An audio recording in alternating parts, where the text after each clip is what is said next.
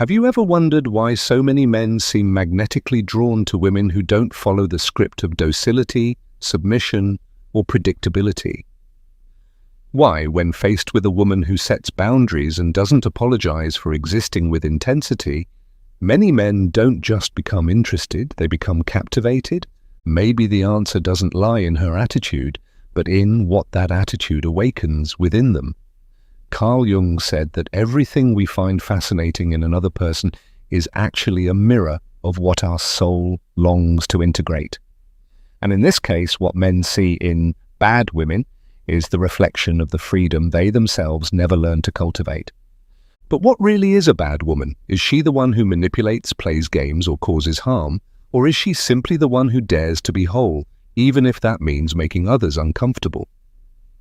Society has taught for centuries that the ideal woman is the one who pleases, waits, adapts. But there's an almost inexplicable fascination with those who break that mold. And it's not because they are bad, it's because they are free. And freedom, for many men, is an uncharted, terrifying, and irresistible territory. When a woman doesn't bow down, she becomes a mirror reflecting the weakness of someone who always needed to dominate in order to feel strong. That's when the game changes. The man, unconsciously, faces an archetype that challenges his ego, a woman who doesn't depend on him, who doesn't need his validation, who isn't afraid to walk away. And the more he tries to fit her into his expectations, the more she slips through his fingers like fine sand. This is not a game. It's a symbolic dance between power and vulnerability, between desire and fear, between the old model of masculinity and the new awareness that is starting to emerge. Jung would call this a confrontation with the shadow, the moment when a man is forced to face the parts of himself he never wanted to admit. And that's why he comes back, even when he swears he won't, even when he tries to replace her, erase her, forget her. Because what he felt beside that woman wasn't just passion. It was confrontation.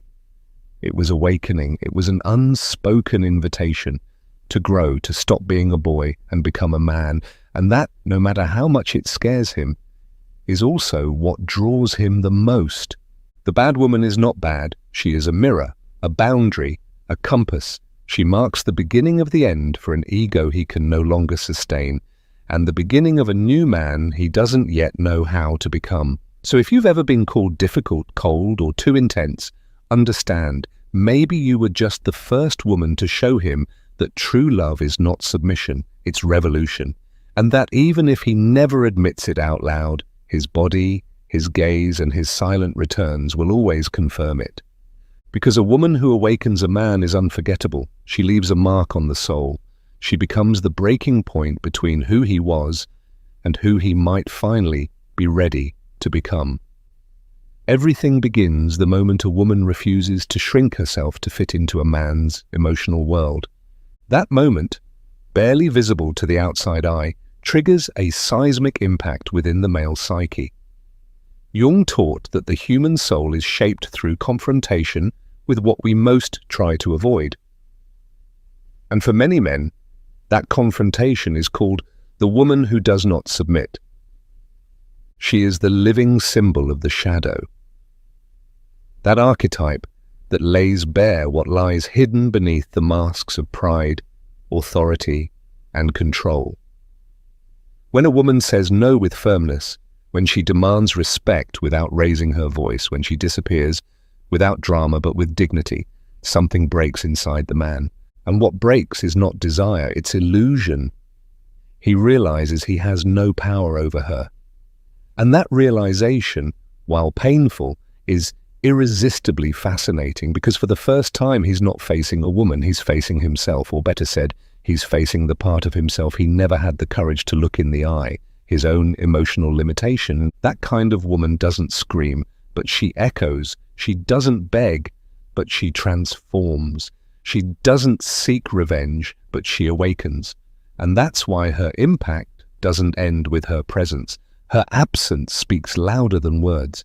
When she leaves, she doesn't just take her body, she takes the mirror. And without that reflection, he feels lost, without direction. Jung explained that true love is not the one that fills you, but the one that exposes you. And by exposing the raw truth of an emotionally immature man, that woman becomes, without trying, the starting point of a new consciousness. But that connection is not easy to recognize. Many women wonder, why does he approach me so intensely and then pull away as if he's afraid of me? The answer lies in the fear of transformation itself. Loving a free woman requires that a man renounce domination, inflated ego, and the need for control. He would have to deconstruct himself. And that hurts. That's why he runs, why he denies, why he tries to replace her. But nothing fills the space she once occupied, because it wasn't just a romance, it was a revelation. It was in the encounter between his ego and her essence that the beginning of an emotional journey was born, a journey few men have the courage to follow through to the end. But those who do are never the same again. And even if they never return, even if they never admit it, that woman will forever remain the memory of who he could have become if he had chosen to grow. There exists an invisible tension between what a man feels and what he's willing to face. When he stands before a woman who doesn't surrender, he's hit by a sensation he doesn't know how to name, a mixture of desire, frustration, and silent rage. It's not rage toward her, it's rage toward himself, for realizing that all his tools of seduction, emotional manipulation, and empty promises are useless here. Jung said that the ego becomes desperate when it cannot control what it desires, and that's exactly what happens.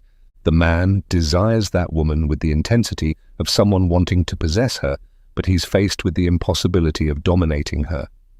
In that moment, the emotional game reaches its peak, not as a battle between two people, but as a confrontation between his ego and her soul. She represents everything he doesn't understand, yet is deeply intrigued by. Her independence challenges him, her calm destabilizes him, her absence crushes him. And he doesn't understand why. After all, she didn't beg, didn't humiliate herself, didn't ask for scraps of attention. So why does he feel so disturbed? The answer lies in the unconscious, where her image fuses with everything he's always feared, being unmasked. Every time that woman sets a boundary, she causes micro-fractures in the emotional castle he built over a lifetime, fractures that force him to see the cracks in his learned virility, his performative masculinity, and the roles the world imposed on him, roles he unknowingly adopted as armor. But now that armor no longer protects, it imprisons. And the greatest fear of a man who hasn't yet deconstructed himself is having to let go of those defenses to become vulnerable in front of someone who isn't impressed by his strength, but demands truth. The tension grows because deep down he knows he can't fool this woman. She sees him completely. She sees his excesses and his silences, his attempts at control and his fragilities disguised as indifference. And that terrifies him more than any rejection, because she doesn't just see the man he pretends to be, she touches the man he's been hiding. And that silent exposure is unbearable for an ego that has always needed to dominate in order to feel desirable. That's why he walks away, not because he doesn't like her, but because he can't bear what she forces him to see. He'd prefer a woman who pretends not to notice, who accepts crumbs, who spares him from seeing himself stripped bare. But that woman is different. She doesn't demand anything, but her presence demands everything, and that everything is precisely what he still doesn't know how to give, his soul. When the woman leaves, her silence becomes deafening. There are no messages, no reproaches, no threats, only absence. But this absence is different. It's heavy, symbolic, uncomfortable. Carl Jung said that the unconscious reveals itself through symbols, and that is exactly what she becomes, a symbol, an archetypal mirror reflecting everything he's avoided all his life. She wasn't just a person, she was a breaking point. And now, in the echo of her absence, he begins to think, perhaps for the very first time, truly. Pride tries to resist, comes up with excuses, rationalizations, feeds the internal narrative that she was the one who overreacted, who expected too much, who was cold.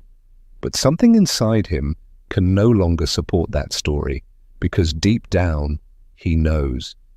She didn't expect anything more than presence, nothing more than truth, nothing more than a man who knew how to love without needing to control. And now every gesture of hers becomes a symbolic memory. The firm gaze, the way she stayed silent when disrespected, the lightness with which she said goodbye. It all comes back like pieces of a puzzle he tries to put together too late. This reflection is not romantic. It is painful. Because what he sees now is not only what he lost, but what he didn't know how to be. He realizes that instead of protecting her, he tried to dominate her, that instead of loving her with maturity, he wanted to make her dependent on his instability, that instead of building something real, he played with the idea of power, and that corrodes him from within, because she was the first one who didn't fall into that trap. She didn't stay to be reformed. She left to preserve herself. At that precise moment, many men go into crisis because the ego can no longer sustain the illusion of emotional superiority. He sees that instead of being strong, he was immature, that instead of being desirable, he was predictable, that instead of being brave, he was small. And that realization, when genuine, opens a crack in the psychic armor, a crack through which the light begins to enter. Jung said that self-knowledge begins when we stop projecting blame onto others and start taking responsibility for our own shadows. And that is exactly what she triggered, a disruption in the cycle of projection. And he begins to understand it wasn't that she was bad, she was fair. It wasn't that she was cold, she was firm. It wasn't that she was difficult, she was whole. And that kind of woman only frightens those who haven't yet learned to look at themselves deeply, because she doesn't want a hero, doesn't want a father, doesn't want an owner. She wants someone with the courage to walk beside her, with a bare soul, a present heart, and truth in his eyes. And now he sees all of that, but he sees it alone. Every true transformation begins with a loss, and there is no loss more impactful than the one that forces someone to confront their own shadow. Carl Jung stated that what we reject most in ourselves is what controls us the most. And when that man loses the woman who didn't bend, the woman who confronted him with silent gestures and a steady presence, he begins to feel on his skin what he always avoided feeling, the emptiness of his own emotional immaturity. It's not her absence that hurts, it's what she unearthed within him. And that pain is the beginning of something new. Little by little, the defenses begin to crumble. Rage gives way to shame. Avoidance gives way to longing. Pride gives way to reflection. And where there once was armor, now stands a man stripped of the illusions that kept him safe, but far from his own essence. The woman he called difficult was, in truth, the only one who saw beyond his facade, and it's that gaze that begins to transform him, not because she tried to change him, but because she forced him to see himself. And truly, seeing oneself is an experience that transforms forever. It's not a beautiful process. The soul bleeds, the ego writhes, the mind desperately tries to return to old patterns, but it can't, because the experience of having known a whole woman creates a new internal standard. After her, all others seem pale, because none of them silently demand that he rise. None so delicately expose the wounds he's hidden his entire life. None reach so deep. And that impact becomes a symbolic scar, a constant reminder that something needs to change. That man then begins to deconstruct himself. He stops seeking validation through applause and starts seeking meaning in silence. He abandons the desire to be desired and begins to desire to be real. He doesn't become weak, he becomes human. And that is where true strength is born. Jung said that there is no awakening without pain, and that individuation, the process of becoming who you truly are, only happens when we face our own darkness. That woman was the spark that ignited that process. And even if she's far away, she remains present as a symbol of who he can still become. The transformation does not happen to win her back. It's no longer about her. It's about him now, about rebuilding himself based on truth, not performance, about stopping the need to impress, and beginning to live in integration, about recognizing that love, when real, does not accept the ego as its guide. Because true love, the kind that transcends, that heals, that awakens, can only bloom when the mask falls and the authentic self finally emerges. After the fall of the ego, the world is no longer the same, and neither is he. The man who once sought admiration now longs for connection. What he once saw as a power game, he now understands as an invitation to vulnerability. He begins to realize that the woman who unsettled him wasn't arrogant, she was whole. That it wasn't her who was too much, but him who was emotionally lacking. Carl Jung said that true healing only begins when we look at what hurt us with the eyes of learning, and that's exactly what's happening. She left a mark, but not as a wound, rather as a sign.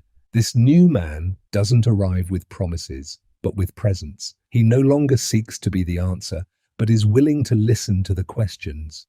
He knows that it's not enough to love. Love must be sustained with maturity.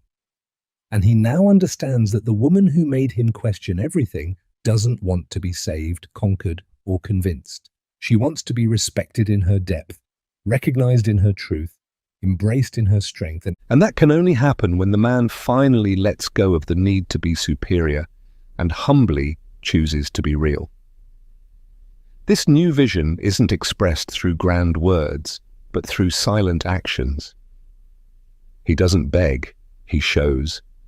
He doesn't seduce, he supports. He doesn't display, he surrenders.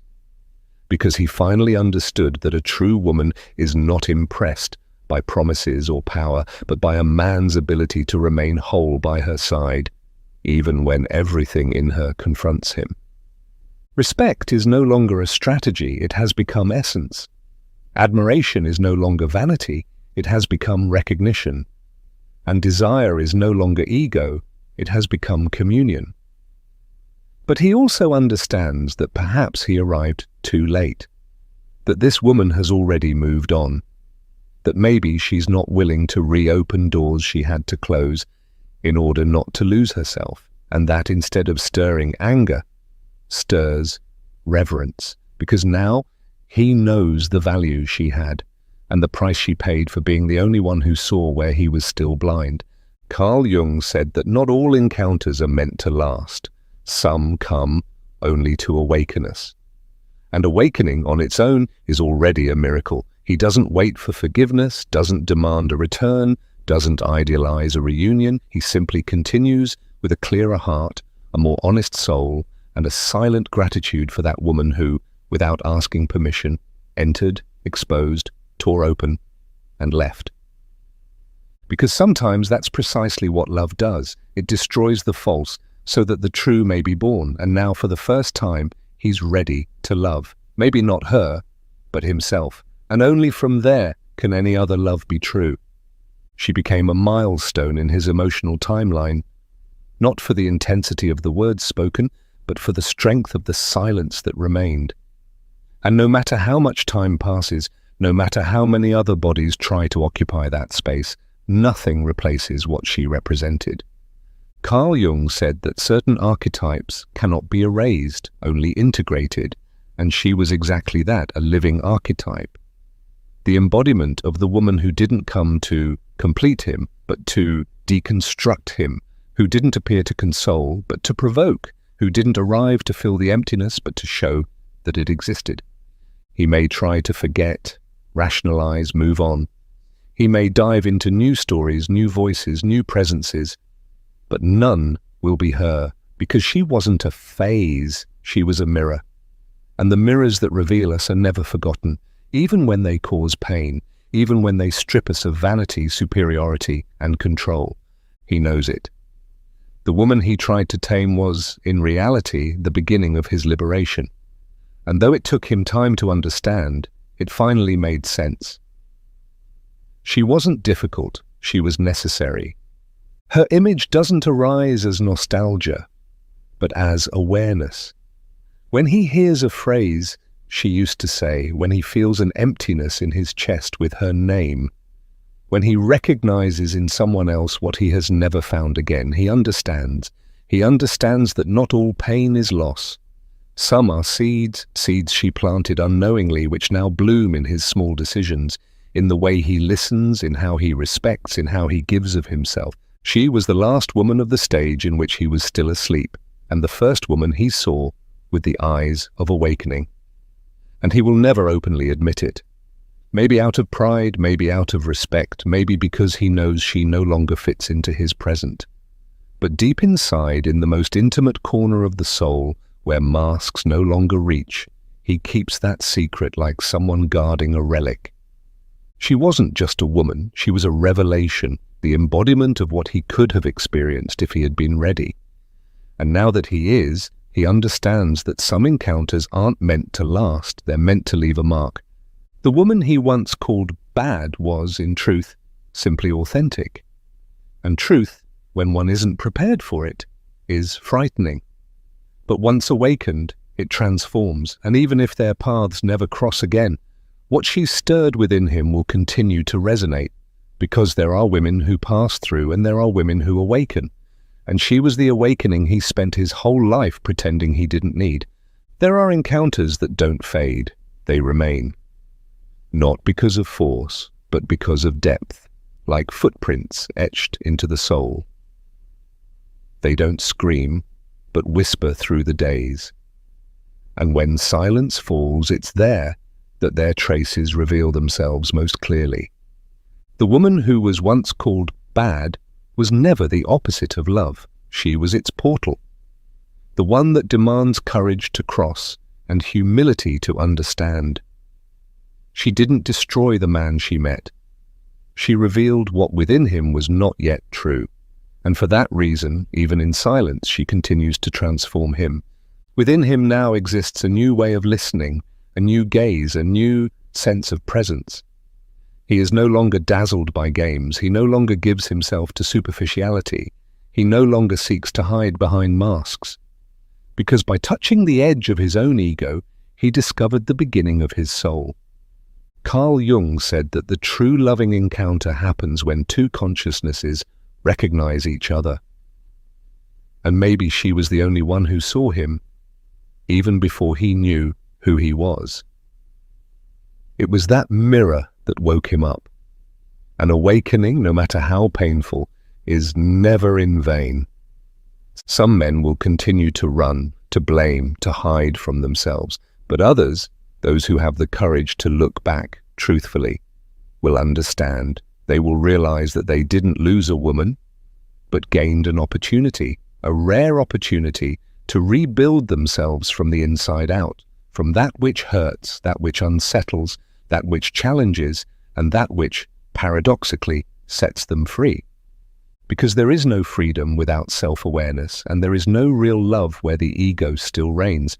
That woman was a silent revolution, and true revolutions never ask permission to happen.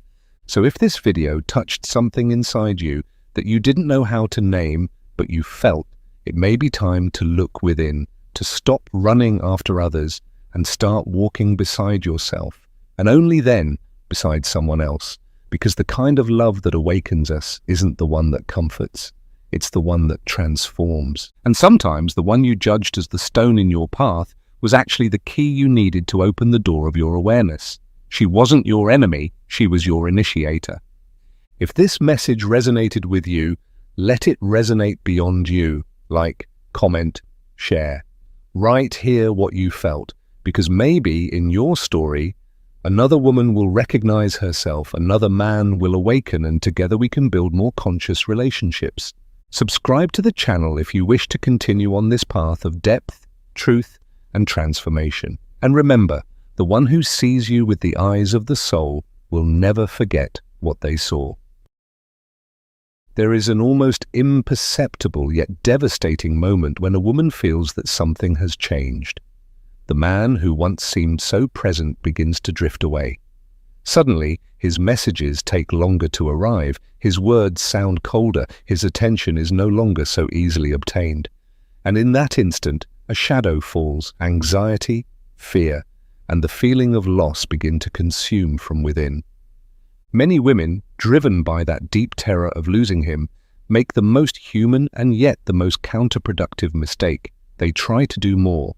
They send messages, seek explanations, propose meetings, try to reignite what they feel slipping through their fingers. But this insistence, although born from love and fear, only succeeds in accelerating the fall. Why? Because for a man, excessive neediness is not attraction, it is pressure. It is not love, it is a burden. Jung, in his book The Dynamics of the Unconscious, explains that everything the soul clutches too tightly tends to slip away like sand between the fingers. The more need we show, the faster we risk losing what we are trying to hold on to. What we often fail to understand is that in male psychology, what is hard to attain holds more value. A man feels more desire for what he senses he could lose, not for what he perceives as guaranteed. A woman who makes herself too available, too attentive, without leaving room for absence, eventually becomes emotionally invisible. Overexposure kills mystery, and mystery is the oxygen of desire. Imagine a precious jewel displayed on every corner. Over time, it loses its value in the eyes of those who see it. But if that jewel is unique, rare, difficult to obtain, it becomes coveted, almost sacred. This is how human desire works. This is how male desire works. Today I will show you how to radically change this dynamic, not through cheap games or manipulations, but from a place of profound emotional wisdom. You will learn the art of strategic silence, not as a punishment, but as an act of self-love. You will understand how to invest all that energy into yourself until you become a woman so complete, so magnetic, so fulfilled that his return, if it happens, will be a free choice, not the result of pressure. And if he doesn't come back, you will have won someone far more important, yourself. Get ready? Because once you understand this, you will never chase again. You will learn to attract. When a man starts to pull away, the first emotional reaction many women experience is a profound sense of loss. It's not just the loss of the man himself, but the loss of the illusion of the imagined future moments, of the emotional safe place his presence represented. This loss, although intangible, hits with brutal force. Anxiety settles in silently. Every minute without a reply feels like an eternity. Every cold or distant conversation is analyzed and reanalyzed, searching for signs, explanations, someone to blame. The mind enters an endless loop. What did I do wrong? How can I fix it? How do I make things go back to how they were? And with each thought, the heart shrinks a little more. Jung, in his work, Psychological Types, warns us that man suffers because he mistakenly interprets what happens within himself as something happening outside of him. In other words, we believe that the cause of our suffering lies in the other, when in reality it is an internal battle between our unmet desires and our perception of self-worth. This anxiety and helplessness are not only painful, but also emotionally dangerous. Under their influence, many women fall into behaviors they would never have considered from a balanced emotional state. Begging for attention, persistently questioning, seeking answers where there is only silence. And the more one acts from that place of fear and need, the more the man's perception of the woman deteriorates. Because in his instinctive psychology, a man does not feel attraction towards someone who seems to need him to survive. Neediness smells of desperation, and desperation repels human desire. As Jung aptly points out in The Psychology of the Unconscious, desire is born from mystery, from longing, from the space between the self and the other, not from control or possession. Thus, without realizing it, when we try to force the connection we feel is breaking, we end up tearing it even more. We want to get closer, but in that desperate attempt, we move further away. We want to hold on, but the fear of losing makes him run. That's why the first step is not to do more. The first step is to stop. Breathe, acknowledge the pain, yes, but do not act from it. Because every action driven by fear is another brick in the wall now separating us from what we desire. It is an act of immense courage to stop in the middle of anxiety, and paradoxically, it is the first act of true self-love, not towards him but towards ourselves. Faced with the fear of losing a man who is starting to pull away, many women believe the solution is to intensify their efforts. It's an almost instinctive impulse. If I show myself more present, more loving, more available, he will remember why he loved me and return. But this reasoning, although it seems logical from a place of pain, actually goes directly against male psychology. Each extra message, each forced attempt at connection, each search for validation does not rebuild the bond, it erodes it, because the underlying message the man perceives is not love, but neediness. It's not connection, but lack. It's important to understand that human beings, men and women alike, perceive emotional vibrations long before we process them rationally. He doesn't pull away because he analyzes you coldly. He pulls away because something in his instinct screams that something has changed. Carl Jung, in Symbols of Transformation, teaches that what we deny subjugates us and what we accept transforms us. Denying the anxiety we feel pushes us to act out of desperation. Accepting it, on the other hand, gives us the chance to transform it into inner power. When we refuse to accept the possibility of losing him, we become prisoners of fear, and that fear seeps into every word, every gesture, every insistence. And a man, even without consciously knowing it, feels repelled by that energy. Imagine for a moment a flower. A flower does not run after bees. It does not beg to be pollinated. It remains in its essence, open, beautiful, vibrant, allowing the bees to discover and value it for what it is. This is how feminine self-love should be, a quiet force, not a desperate chase. When a woman throws herself into doing more, writing, calling, seeking forced encounters, she unconsciously sends a devastating message. Without you, I am not enough. And that message destroys attraction at its very root. The paradox is that the more a woman tries to hold on to the connection through insistence, the faster she pushes the man away. Because in the male mind, conquest is essential. They do not value what they feel is guaranteed. Jung, in The Ego and the Unconscious, points out that the soul instinctively seeks what it has not yet possessed, because in desire lies its vital impulse. A man desires what represents an emotional challenge, something he must conquer again and again. Forcing someone's presence is like trying to hold water in your hands by squeezing tighter. The more force you apply, the faster it slips away.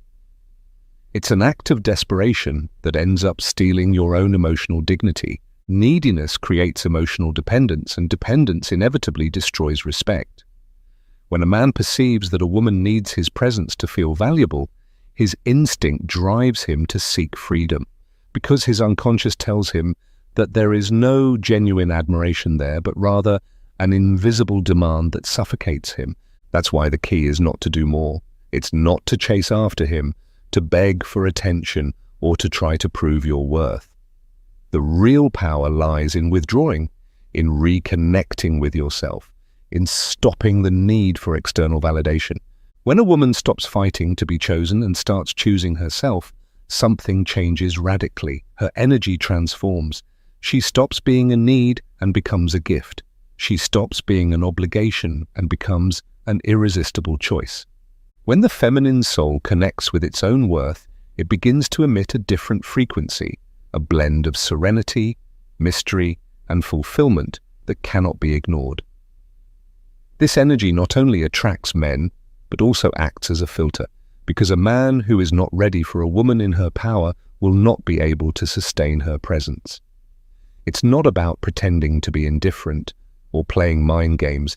It's about a real change within you, a change that silently says, I desire you, but I don't need you.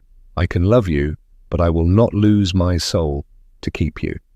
And it is at that moment, when you no longer fight, when you no longer beg, when you have found your own center, that the true magic happens. The man who feels your absence, not as a strategy, but as a natural consequence of your self-love, will begin to see in you something far more valuable than he had ever perceived, a complete, free, powerful woman. And then, and only then, can a new connection arise, not based on fear, but on admiration, not based on lack, but on genuine desire. The mistake of doing more to avoid losing him may seem, in the midst of pain, like the only way out. But now you know the truth. You should not do more for him. You should do more for yourself. There is a fundamental truth in human nature. We value more what is scarce. This law governs not only the economy but also the emotional and relational world. What is offered in excess, what is always available, ends up being underestimated. Love, desire, and admiration are fed by the sense of exclusivity, of conquest, of the possibility of loss. And this is even more true in male psychology. A man values what he feels he cannot fully possess. He appreciates what he must continually conquer. When a woman becomes too available, too predictable, too devoted, she unconsciously ceases to represent an emotional challenge. And when there is no challenge, there is no drive to conquer. When there is no conquest, attraction weakens. Carl Jung, in his book The Psychology of the Unconscious, explains that true desire is born from longing, and longing only exists within emotional distance. When we are too close, too available, we kill that necessary distance for desire to flourish. Think of a rare gem hidden deep within an inaccessible cave. Those who know of its existence are willing to take risks, to explore, to invest time and effort to reach it. Now imagine that same gem offered for free on an ordinary table, accessible to anyone without any effort. The perceived value changes, not because the gem is different, but because the perception of its rarity has changed. The same happens in emotional dynamics. A woman who preserves her mystery, her inner world, her rich and independent life, becomes a gem that is hard to reach, not because she plays games, but because her fullness makes her inaccessible to anyone who is not willing to earn her. Over-availability sends another dangerous message for the dynamics of attraction. It transmits that your time, your attention, your love are available to anyone, without conditions, without needing to be earned.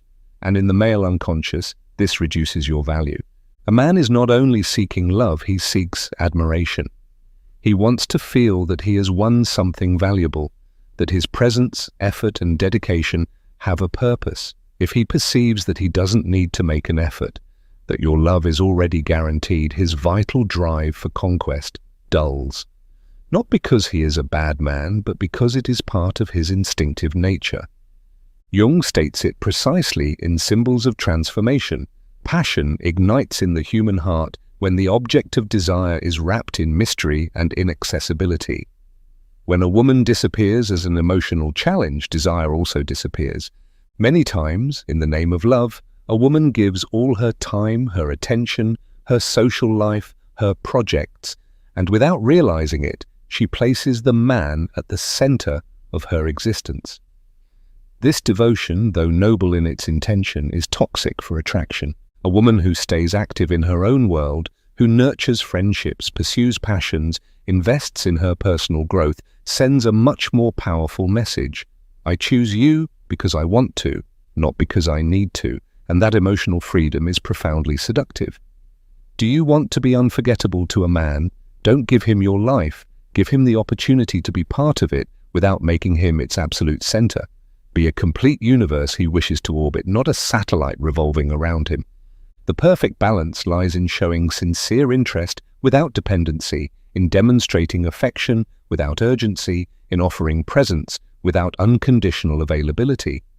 When a woman learns this art, the art of being generous in love but selective with her energy, her value automatically rises in any man's eyes, not because she manipulated him, but because she restored the natural balance between giving and receiving, between presence and mystery.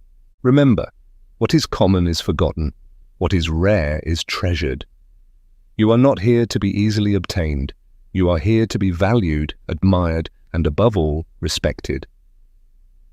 When a woman feels that a special man is starting to drift away, the first natural, almost uncontrollable impulse is to try to close that distance with words, explanations, justifications, or promises. It is an impulse born from a deep fear of losing what once seemed secure. However, in the subtle art of human relationships, there exists a force far more powerful than the attempt to hold on. Strategic silence. We are not talking about a silence filled with resentment or designed as punishment. It's not about ignoring to hurt or manipulate, but making a conscious act of emotional wisdom. As Jung stated in The Dynamics of the Unconscious, resisting an impulse is not repression, it is transformation. True silence is a transformation of anxiety into serenity, of need into power. It is in silence that who you truly are is revealed.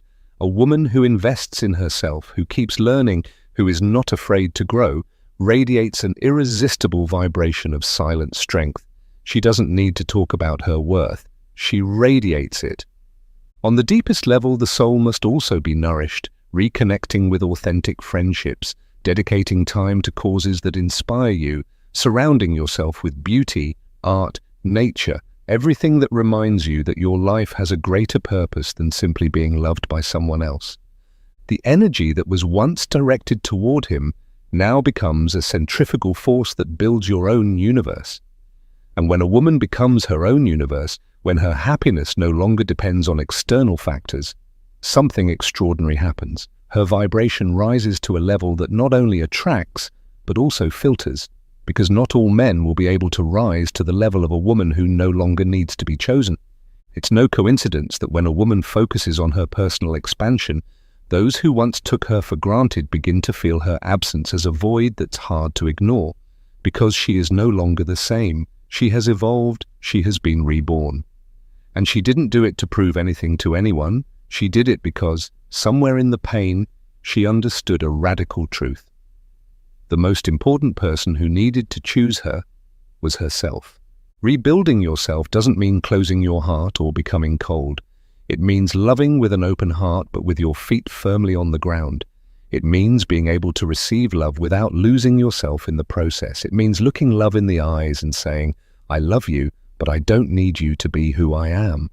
On this new path, the man who returns, if he does, will find a different woman, a woman who can love him deeply, but who is no longer willing to lose herself for anyone.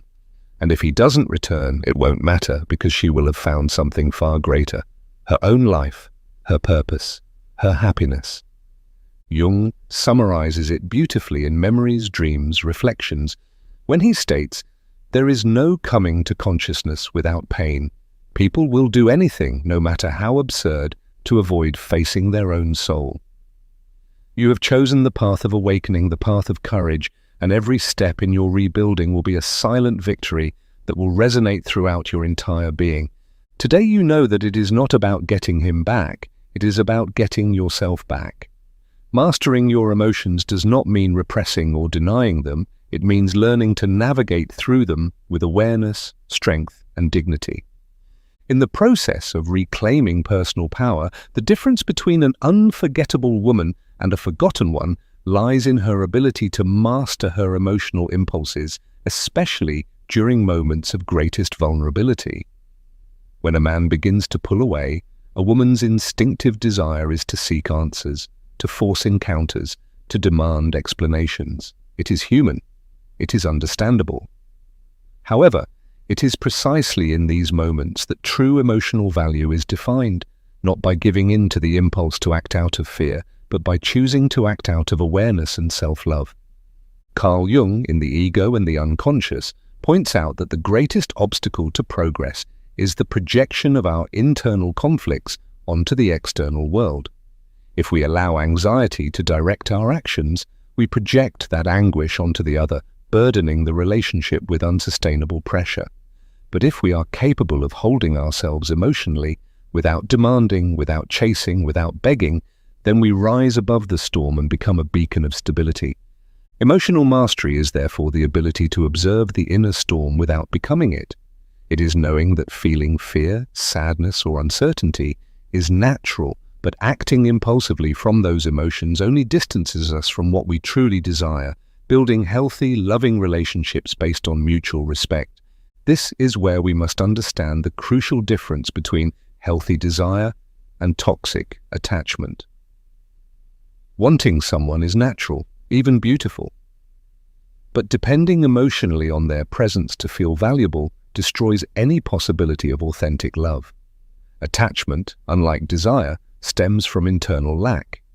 It makes us believe that our happiness depends on another person, and by surrendering our power in that way, we become vulnerable, anxious, and ultimately less attractive.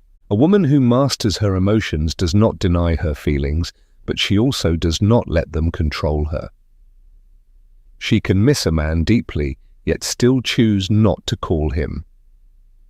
She can long for a response, yet still choose silence. She can feel the impulse to reach out, yet still choose to remain centered.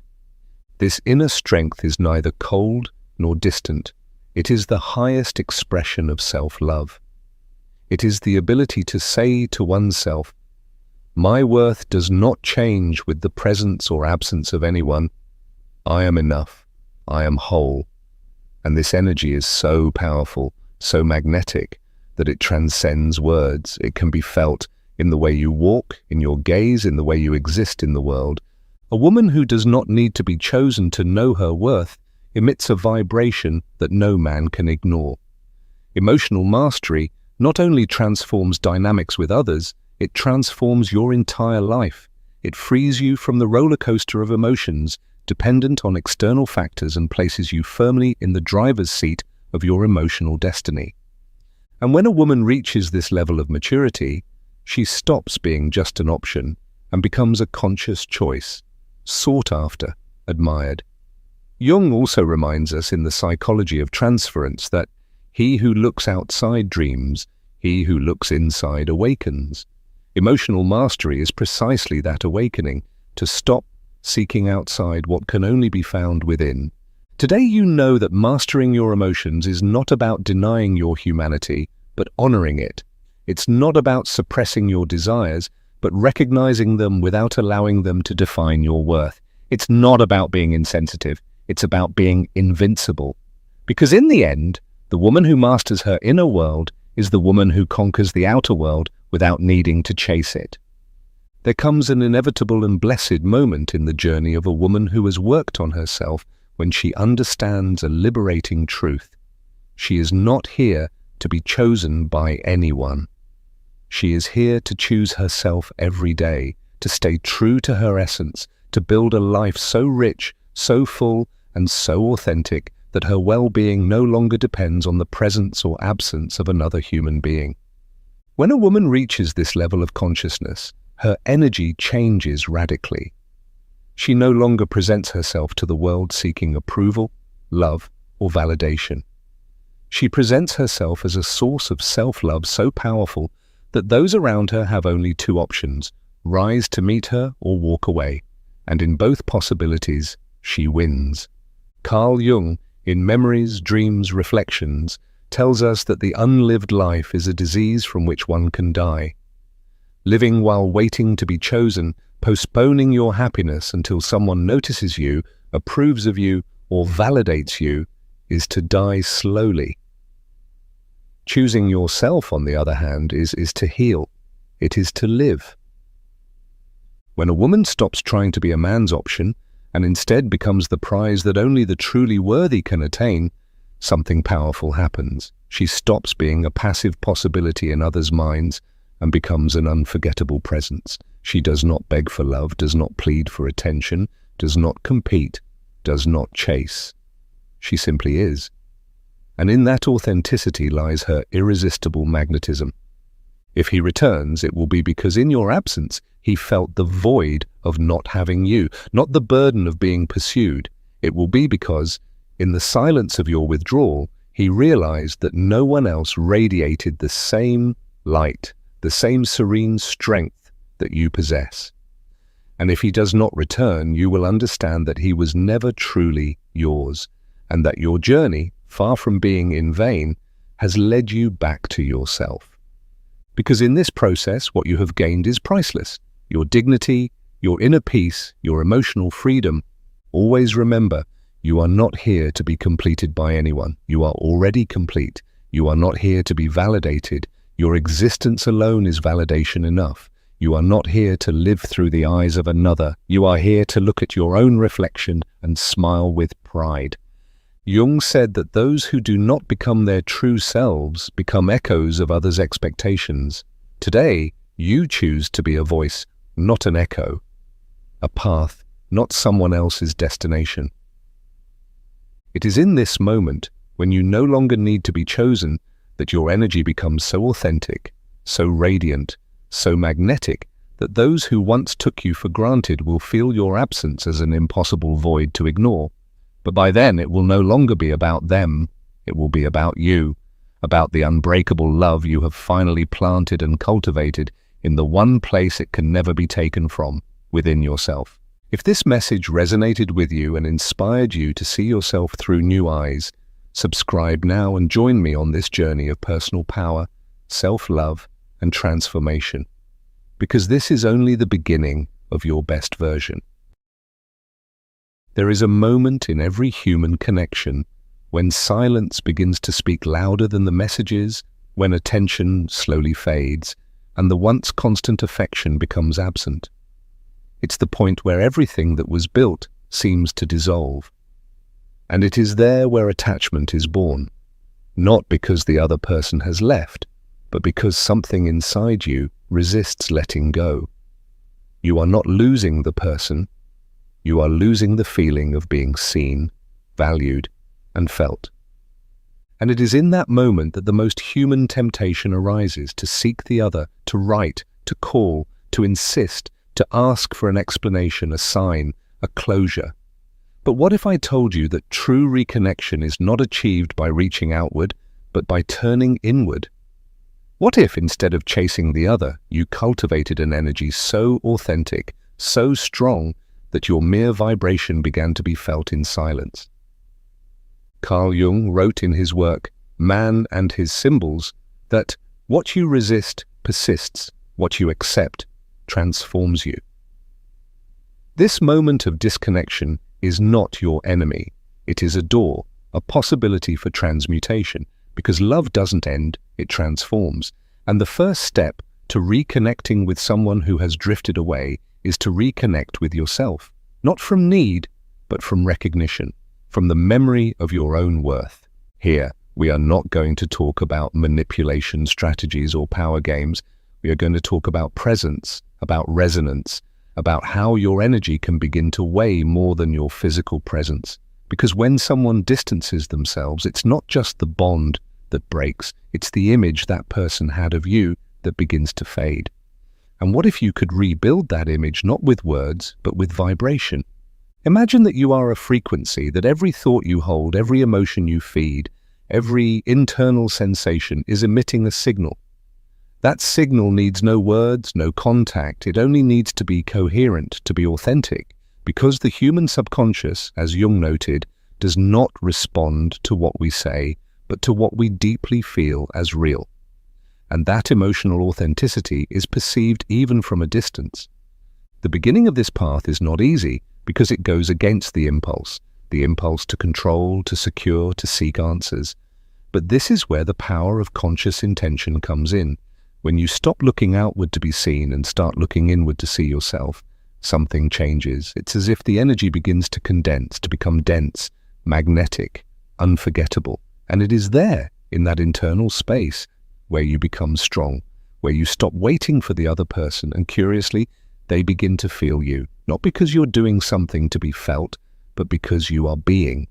And that being leaves a mark, because while attachment screams desperation, authenticity whispers mystery. And in the inner world, what whispers with truth has more impact than what screams with anxiety. This is how the journey begins, not with a phone call, but with an inner decision, not by seeking answers, but by becoming the answer. Because when you change your vibration, everything else begins to realign on its own. And it is then when the other person, without knowing why, starts to remember you from the soul. When we talk about empathetic projection, we are not referring to a mere wish that the other thinks of us. We are talking about a deep practice of silent emotional connection. It is about planting an emotional memory in the other's subconscious, not through direct contact, but through a vibration felt with clarity, authenticity, and presence. Jung, in The Psychology of the Transference, mentions that projection is one of the most common and dangerous processes of the unconscious. But when done consciously, with emotional responsibility, it ceases to be a trap, and becomes a tool for subtle connection. Empathetic projection does not manipulate, it does not force. It simply plants a seed.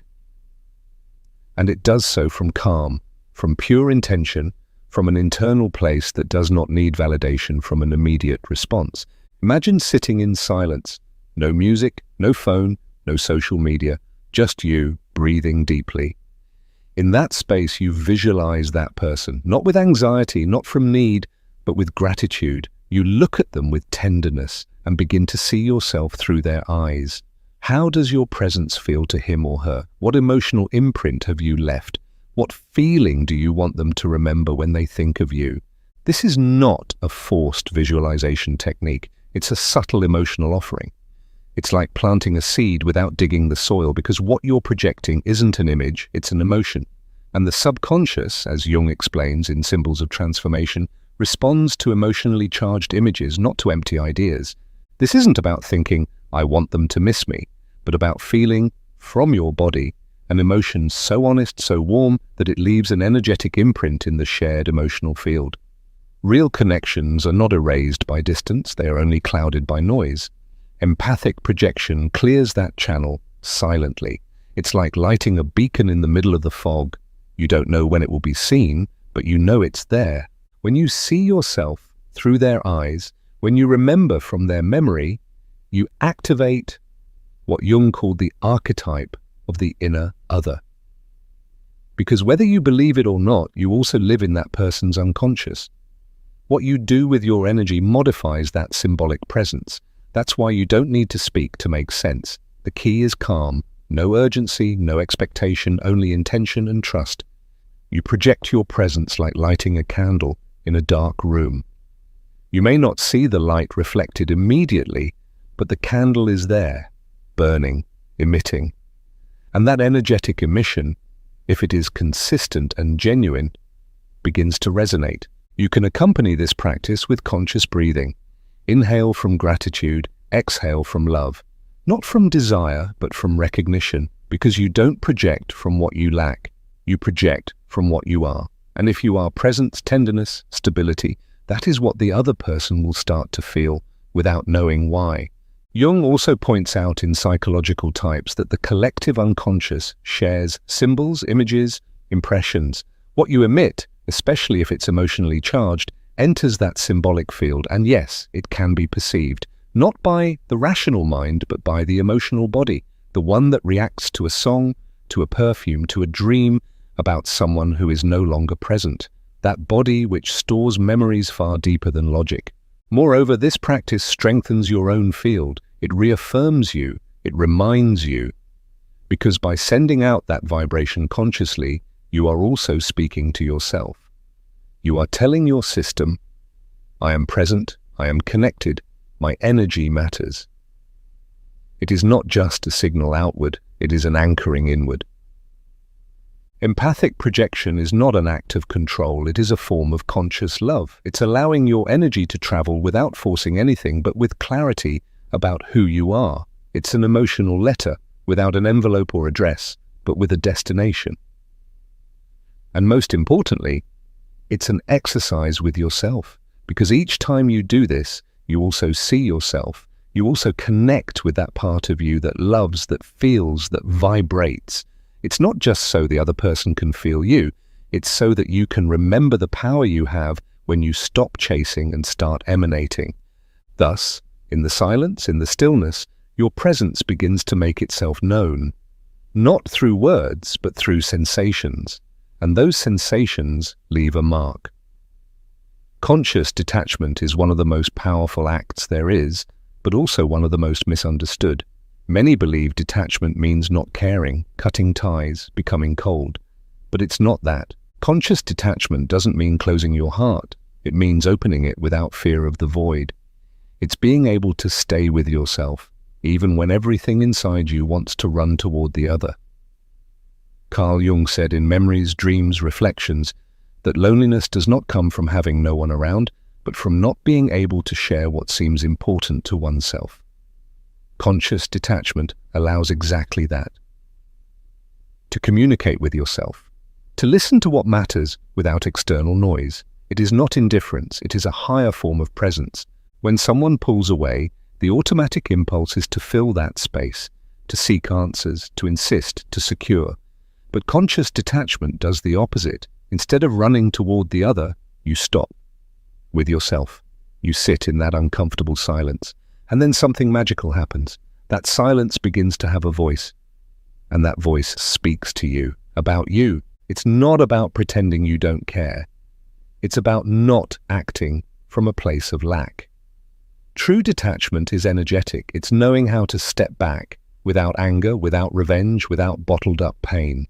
It's taking a step back, not because you've lost, but because you understand that your presence also holds value, that your silence is not empty, but a container of strength. When you withdraw with dignity without anxiety, something shifts. The other person stops seeing you as a constant and begins to feel your absence. Because humans don't value what's predictable, they value what carries weight. An emotional silence, when it doesn't come from indifference but from self-love, is heavy. Jung writes in The Relations Between the Ego and the Unconscious that what is repressed doesn't disappear. It manifests in more intense and unexpected ways. When you consciously choose not to reach out to the other person, you're not repressing, you're transmuting the energy of that connection, you're changing the channel. You stop speaking with words and start speaking with your vibration. Conscious detachment also activates mystery. And mystery is fertile ground for emotional memory. When you become predictable, the other sees you as a constant with no nuance. But when you withdraw with presence without resentment, what remains is not a wound, it's an echo. And that echo doesn't resonate in the mind, it resonates in emotion. The mind tries to resolve, but the soul remembers. It doesn't remember the facts, it remembers the sensations. And if your absence is filled with authenticity, with love free of demands, with truth unclouded by noise, it will be felt. Because there is nothing more powerful than a presence that is not physically there but vibrates intensely. And this practice requires patience, it requires courage.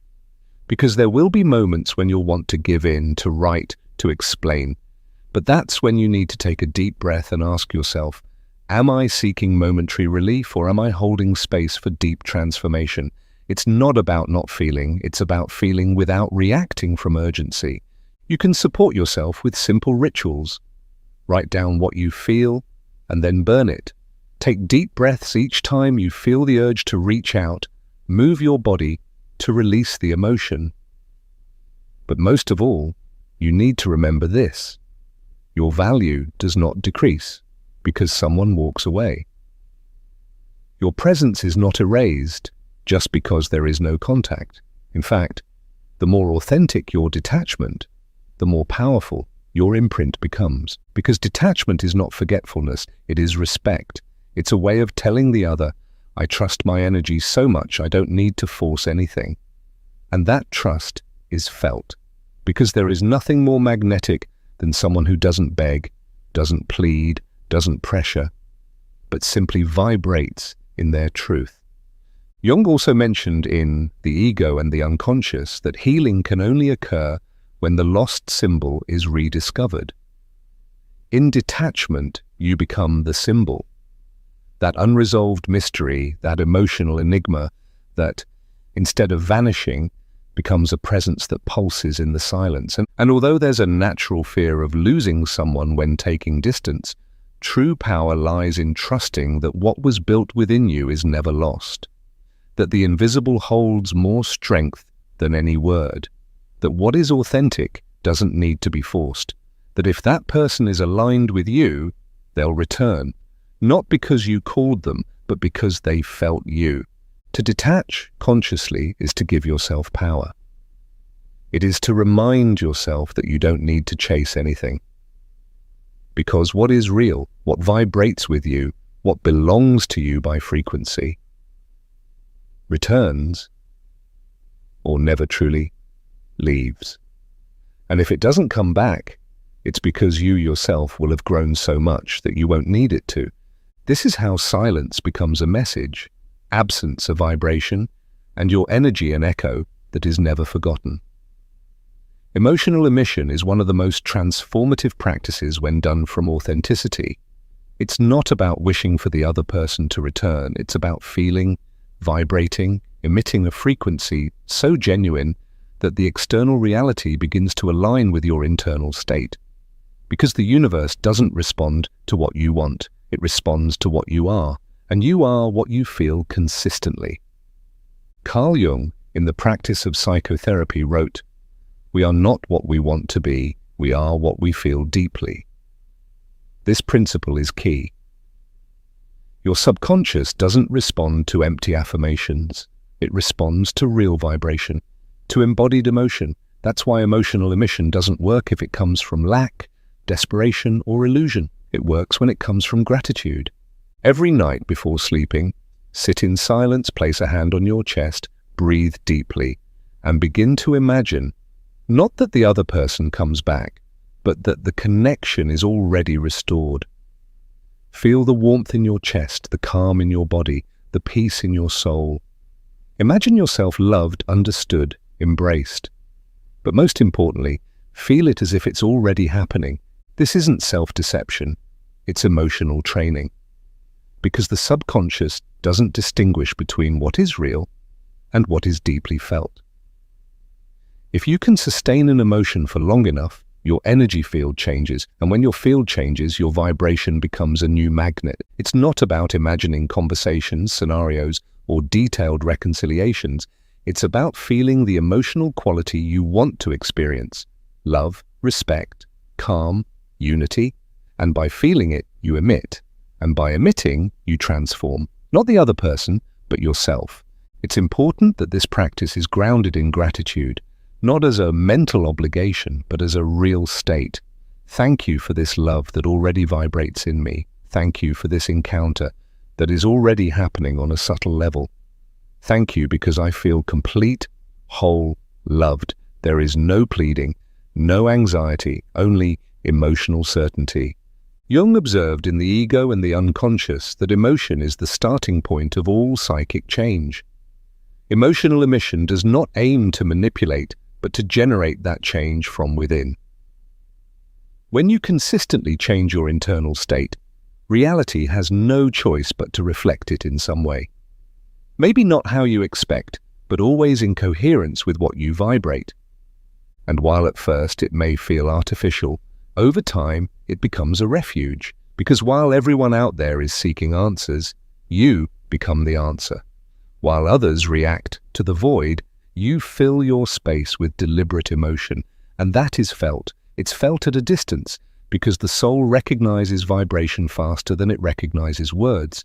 This exercise is even more powerful if you support it with small daily actions that reinforce that vibration. Listening to uplifting music, moving gently, surrounding yourself with beauty, speaking to yourself with tenderness. All of that creates emotional coherence, and coherence is the clearest language of the universe. And yes, the other person can feel it, not because you're projecting a mental image, but because you're modulating your field, and every field interacts with the fields of others. There's no way around it. If someone has been connected to you, they will continue resonating with you on some level. And if your vibration changes, that resonance changes too. Don't expect an immediate reaction. Don't treat this as a trick. Don't measure results. This practice is for you, for your peace, for your coherence. It's a form of vibrational meditation, an art of feeling without asking, of radiating without controlling. It is love without condition, first toward yourself. Carl Jung also wrote that the unlived life is a disease from which one can die. And how many of us are alive yet anesthetized? To emit emotion is to come back to life, not from drama, but from awareness, from the ability to create your own emotional atmosphere. And if the other person at some point feels that change in you, it won't be because you sought them out. It will be because your frequency can no longer be ignored, because you've stopped being a memory and have become a vibrant presence. Invisible, yes, but absolutely real. Emotional emission then becomes a way of returning to yourself, of restoring yourself, of being love before receiving it. And from there, everything changes, not because you push it, but because you emanate it. because the soul recognizes what is authentic. Silent affirmations are not just motivational phrases you repeat without feeling. They are energetic mantras, internal resonant pieces that shape your vibrational field. When you repeat them with awareness, from the body, from emotion, they are not meant to convince the other person, they're meant to remind you of who you are. Carl Jung, in Modern Man, in Search of a Soul, explained that we do not see the world as it is, but as we are. And how we are is largely built by the thoughts we cultivate repeatedly. Silent affirmations are seeds that, when planted with presence, transform your inner terrain. They don't alter who you are, they reveal it. These phrases are not spoken aloud. They are whispered in your mind as you breathe deeply, as you walk, as you sit in silence. They become an internal pulse that accompanies you. And most importantly, they ask for nothing, they demand nothing. They simply affirm. They feel like internal certainties, not external pleas. For example, I am present even when I am not near. My energy leaves a mark. I am remembered because I vibrate truth. I don't need to be seen to be felt. I choose to vibrate with authenticity. My absence is also a presence. I trust in the power of my field. My frequency speaks for me. I am aligned with what I deserve.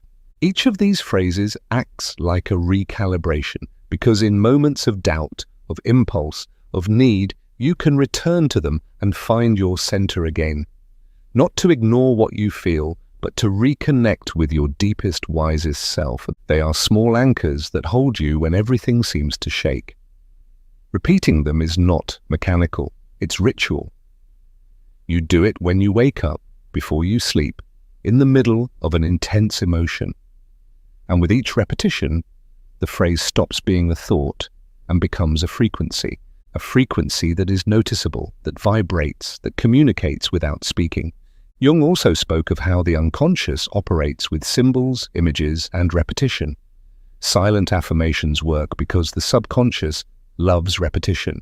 But not just any repetition, the kind that is loaded with emotional meaning, the kind you feel is true, the one that even without external proof already vibrates in you as certainty.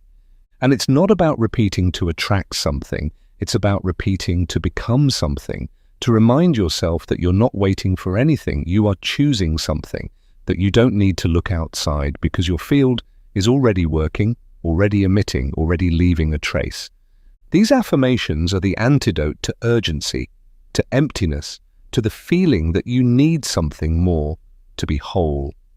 Because when you repeat, "My energy leaves a mark," you're not saying someone must come back. You're recognizing that you are already leaving something behind. You're trusting in your echo. Make this an intimate habit. It's your vibrational prayer. And the most beautiful thing is, you don't need anyone to hear it because the soul hears, the universe hears, and most importantly, you hear. As they become yours, the phrases transform. Some will stop resonating and others will arise spontaneously. Listen to them. Feel which ones are born from you. Because when an affirmation is born from true emotion, its impact multiplies. Don't underestimate the power of the unspoken. Don't underestimate the power of the invisible. What you repeat silently with intention becomes a constant vibration. And that vibration builds realities. Conscious writing is not an act of emotional release, it is a ritual of focus. You don't write to beg, you write to declare. To anchor yourself in how you want to feel, to reprogram your vibration through the written word, which is one of the most direct forms of communication with your subconscious. Carl Jung said in the practice of psychotherapy that writing is a way to reveal the unconscious to consciousness. When you write with intention, you are not simply releasing thoughts. You are giving structure to your energy. You are deciding what you will feed within your vibrational field. And that has a powerful impact on how you feel, how you position yourself in the world, and how you experience yourself. The technique is simple but profound. Every day, or whenever you need it, write down how you want to feel. Not what you want to obtain, not who you want to return, but how you want your internal state to be. For example, I want to feel at peace, confident in myself, at ease with what was and what is. I allow myself to live from fullness, not from waiting. Today I choose to vibrate in certainty, in dignity, in love for myself. I reconnect with the feeling of being enough. I remember my worth without needing external confirmation. I choose to dwell in calm, even when the outside does not respond. My energy is clear, and because of that, my life aligns. These phrases become affirmations, yes, but with deeper meaning, because they've passed through your body, your pulse, your pen. Thinking is not the same as writing. Writing crystallizes, anchors, declares. Furthermore, this practice creates a space of intimacy with yourself, a refuge, a written truth that brings you back to the present. Because many times we're so focused on what happened or what could happen that we forget what is happening within us. Writing brings it back. Jung also affirmed that there is no transformation from darkness to light without emotion. And conscious writing allows you to observe your emotions without getting trapped in them. You see them, name them, transform them. Because when you declare how you want to feel, you are taking an active role. You are no longer a victim of your emotions. You are a creator of your emotional state. You can have a notebook dedicated solely to this, your vibrational journal. It's not just any diary, it's a space of creation. Each page written with this intention becomes an extension of your field. It's your way of dialoguing with the universe, with your energy, with your essence. And most importantly, you don't do it for anyone else to read. You do it to remind yourself. Because when what you feel becomes clear on paper, it also becomes clear in your vibration. And that is noticeable. That is felt at a distance in the way you move, speak, exist in the world. This practice also helps during moments when anxiety rises. Instead of writing to that person, write to yourself. Declare what you need, what you deserve, what you choose, because if you can hold your center on paper, it will be easier to hold it in life. Writing is an act of power, not of imposition, but of declaration. And when you become conscious of what you write, you become conscious of what you vibrate. And when you vibrate with intention, the world begins to respond with coherence. The body does not lie. While the rational mind overthinks and creates stories, the body vibrates, feels, and stores memory. That's why moving it with intention is one of the most direct ways to unblock stagnant emotions and raise your frequency. Body movement is not just physical, it's energetic, vibrational. Carl Jung, in The Ego and the Unconscious, proposed that all psychic energy, if not expressed, becomes a symptom. And many times, those symptoms manifest in the body. Tension, anxiety, fatigue, tightness. That's why movement is not about aesthetics. It's emotional medicine. It's a way to channel what can't find release through words. You don't need a complex routine, only attention, intention, breath. You can start your day by slowly stretching your body, feeling each muscle, breathing deeply. You can dance alone in your room, letting your body express itself without choreography, without judgment. You can practice deep breathing with gentle movements that follow the natural rhythm of your emotion. Every time you move your body with awareness, you're telling your system, I am present, I am releasing, I am choosing to feel differently. And that energetic signal is more powerful than 1,000 positive thoughts, because the body has its own language, one that resonates far beyond words. Body movement also breaks patterns. You always react the same way to certain emotions, for example by shutting down, freezing, contracting. By moving, you create an opening, because if something is true, it doesn't need to be forced, it only needs to be felt. And in that non-doing, you strengthen, cleanse, and reconnect with yourself. And from there, whatever is meant to return will return, not through pressure, but through resonance. Non-doing becomes strategic. It's an art, and like all art, it's cultivated day by day. Have you ever questioned why some women, who don't have dazzling looks or project a perfect life on social media, manage to deeply captivate men that many would consider out of their league? What is it that they possess that makes them irresistible? What strategies do they implement that perhaps you have yet to discover? The answer, though revealing, does not lie in external appearance. It's not about makeup, tight clothing, or memorizing seduction techniques in front of the mirror. It's something far more subtle, yet infinitely more magnetic. It's something Carl Jung understood perfectly. True feminine power lies in the ability to create emotional connection, in knowing how to touch a man's soul before touching his body. And once you internalize this, my dear, everything changes. Many women have grown up with the belief that to make a man fall in love, they must become physically attractive, that they must wait to be desired, pursued, or conquered. But the truth, a transformative truth, is that you don't need to start with the physical to win his complete devotion. In fact, if you learn to connect with a deeper dimension within him, something far beyond the surface, he will surrender completely without even understanding why. Do you know where a man's true center of desire lies? It's not where you've been led to believe, it's his mind.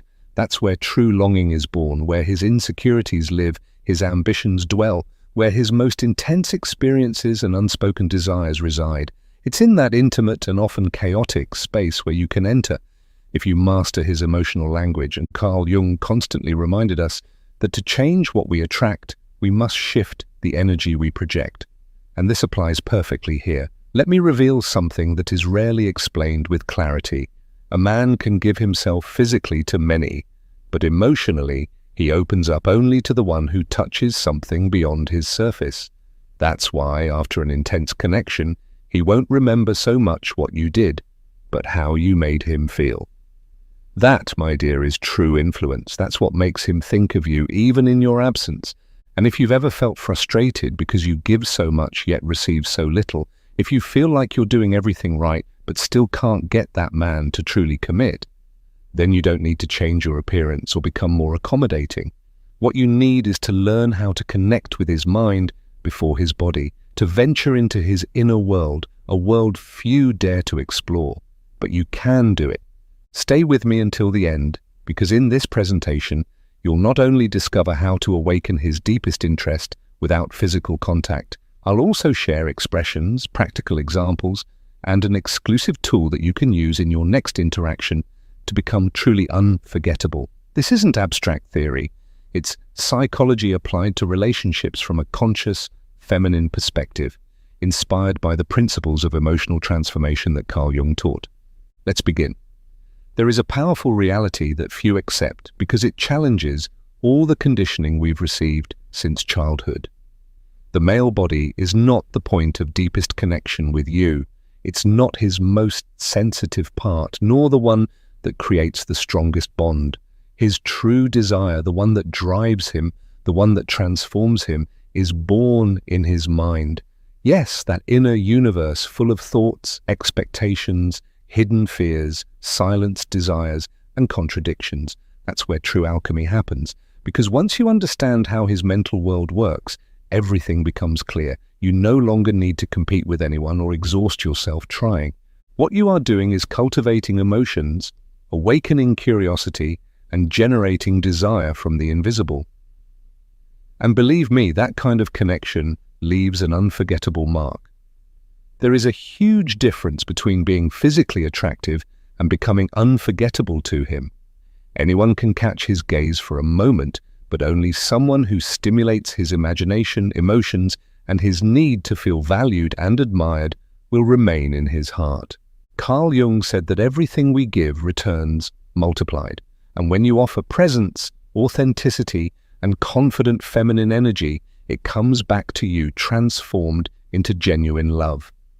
So how do you connect with the male mind? With anticipation, not immediacy. With subtle hints, not full disclosure.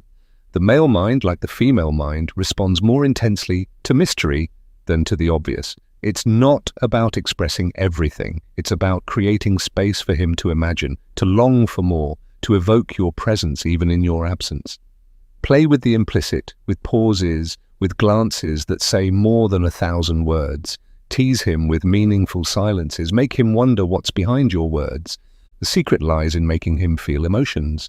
Because a man doesn't fall in love with your actions. He falls in love with how you make him feel through them. You can be direct, spontaneous, tender, or passionate. But if you don't touch his mind, if you don't awaken emotional responses, you'll just be another fleeting memory. On the other hand, if you make him feel understood, admired, challenged, intrigued, then you will live in his thoughts even when he's surrounded by others. Do you see why I say the mind is the true starting point? Because that's where real desire is born, where lasting interest grows, where the fantasies are built that drive him to seek you without you having to chase him. Connect with his mind, and his body will naturally follow. And if you've understood the power hidden in these words, you're about to discover something even deeper. Because when a connection begins in the invisible, the visible becomes inevitable. While many keep searching for answers on the surface, you will begin to connect from a much more intimate place, his inner world. It's essential you know this now. If you only touch the surface, the responses you'll get will also be surface level, automatic, and eventually monotonous. But when you dare to explore his emotional world with sensitivity, intelligence, and full presence, everything changes. Because there is something men cannot explain, yet they cannot ignore either. A woman who knows how to communicate with his soul before touching his body. While others focus their energy on perfecting their appearance, you will awaken his desire through the subtle. A single word spoken at the right moment, a fearless, sustained gaze, a pause filled with intention, a comment that enters gently but deeply and lingers in his mind for hours. And that, incredible as it may seem, can be infinitely more captivating than any touch. Because there truly is something no man can resist, a woman who knows how to stimulate his mind before touching his skin. And that woman can be you. If you choose to stop seeking from a place of insecurity and begin expressing yourself from your inner power, just as Carl Jung taught. When you heal the way you think and feel, the world begins to respond to you differently. This includes your emotional connections too. Now that you understand the mind is the true center of desire, knowing it isn't enough. What truly matters is how you use that knowledge to your advantage.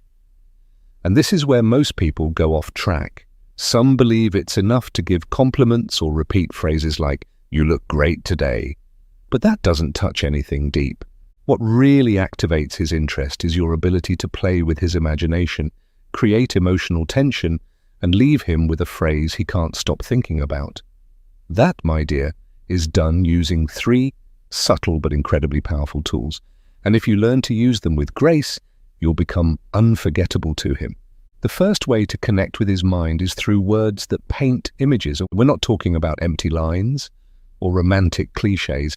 We're talking about suggestions that, without being explicit, spark a whole narrative in his mind. For example, instead of saying, "I'm so into you," say something like, "There's something about you that makes me think things I probably shouldn't." See the difference? You're not giving anything away directly. But at the same time, you're saying everything. He's the one who fills in the blanks. And that's the beauty of it. Not laying it all out, but letting him imagine, wonder, and desire. Because when a man starts building mental stories with you, you stop being just another woman. You become his favorite story. The second way to connect with his mind is through strategic silence. And it might sound simple, but it's an incredibly powerful tool. We often feel the urge to fill every gap with words, as if silence means something's wrong, but it doesn't. When used right, silence creates mystery, tension, desire.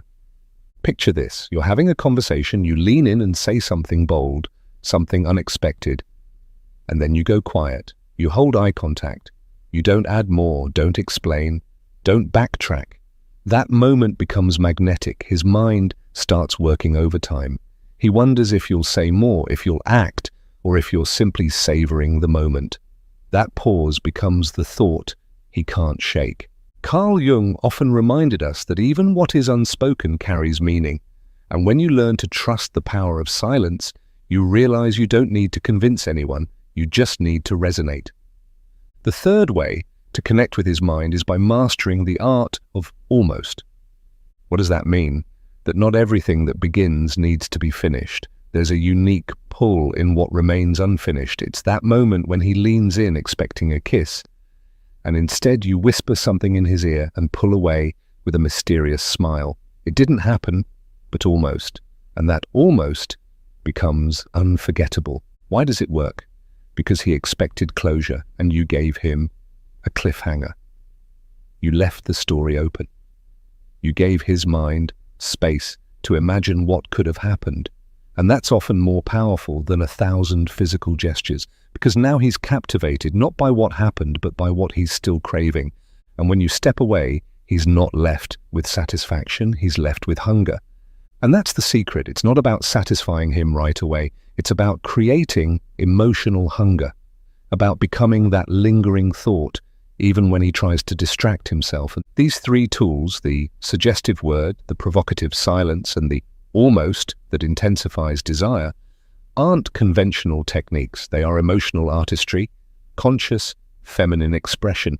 Very few women use them intentionally because they require presence, inner confidence, and emotional mastery. But if you're here, it means you're ready to stop being just another woman and start being unforgettable. It's not about having the perfect body or saying the most romantic line or making the most calculated gesture. It's about learning how to slip into his imagination without asking permission, to touch emotions he can't control or explain. And when you do that, there's no more competition. You're playing on a different level, a dimension where the energy you radiate speaks louder than any words. Carl Jung said that when we cultivate self-love, it naturally reflects outward. And in that state, you become magnetic, unmistakable, desired. And the most beautiful part, all of this already lives inside you. You don't need to force it. You just need to remember it. A woman who refuses to settle for being seen longs to be felt. A woman who doesn't seek validation radiates authenticity. And that's where your real power lives. When you learn to connect with a man emotionally, you realize something that completely transforms the way you relate. You don't need more strategies to be liked. You don't need to pretend to be something you're not. You just need to be aligned with yourself. And do you know why? Because men may desire many, but they only remember one, the one who touched their soul.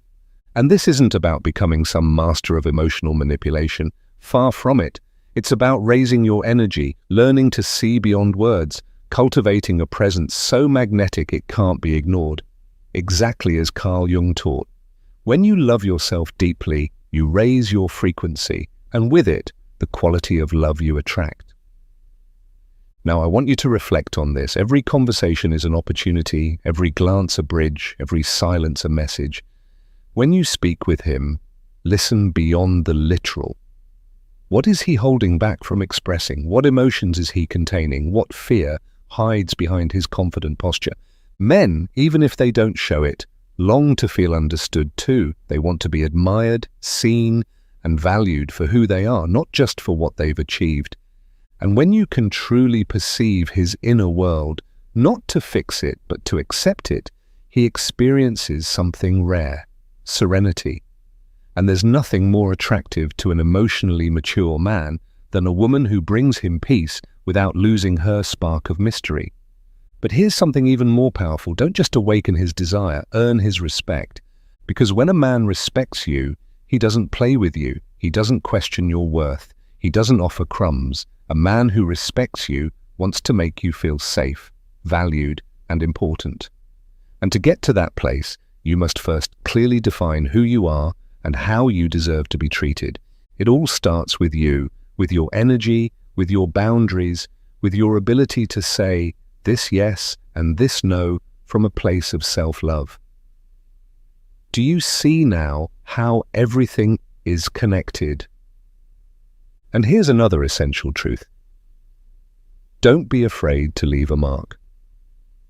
Sometimes we think we need to keep things light, not go too deep, not show interest, so we don't scare someone off. But true magnetism doesn't come from hiding, it comes from revealing yourself with grace and confidence. You are not here to beg for scraps of attention.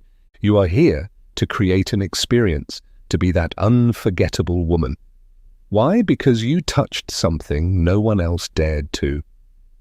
His most vulnerable, emotional dimension. So the next time you share a moment with him, ask yourself, am I seeking validation or am I expressing my truth? Am I chasing a reaction or leaving an authentic emotional impression? Am I acting out of fear or from my power? The answer to those questions will determine whether you become a fleeting memory or an unforgettable presence. And never forget, what you attract is deeply tied to what you believe you deserve. That's why working on your self-worth isn't just a minor detail, it's the foundation of everything. As Carl Jung said, self-love is the greatest gift you can give yourself. From there, everything begins to evolve. So celebrate yourself, respect yourself, love yourself. Because the more you do, the more you'll attract those who see your light, not just your reflection. From the moment you stop seeking externally what can only be built internally, your energy begins to shift. And the most extraordinary part, you don't need to announce it. You don't have to declare that you've changed. It's felt. Men notice it, even if they can't explain it. It's something that radiates from you. It's your new vibration. It's a calmness that seduces, a presence that unsettles those who were only prepared for the version of you that no longer exists. When you become a woman who not only knows how to listen, but also how to observe, you begin to notice subtleties in conversations that once went unnoticed. You pick up on how he responds to certain topics, how his body language shifts when you mention something emotional, how he unconsciously opens up when you make him feel safe. And there, in those tiny details, is where you can plant seeds of desire from an authentic place, not a manipulative one. You don't need to control him. You only need to connect with his most human side. Because genuine desire doesn't come from control or empty mind games. It's born from real emotional connection. When a man feels he can be fully himself around you, without masks, without pressure, something releases within him. He relaxes, his defenses lower, and from that space, he truly sees you, he feels you. And that kind of connection is so rare, it simply can't be forgotten. And you know what else generates desire in him? A woman who feels comfortable in her own skin, not because she's perfect, but because she has nothing to hide. A woman who expresses herself without apologizing, who sets boundaries without aggression, who knows when to move forward and when to wait. That woman doesn't need to seduce. She naturally attracts. Remember Carl Jung's words, what we think of ourselves becomes our truth. And if you see yourself as powerful, free, desirable, and worthy of love, that is exactly what you will project. There is no scent more captivating than healthy self-worth. That's why here comes something few dare to apply. True seduction begins with you, with your inner dialogue, with how you treat yourself, with how you look at yourself in the mirror. Because when you see yourself with admiration, when you truly recognize your worth, you no longer accept just anything.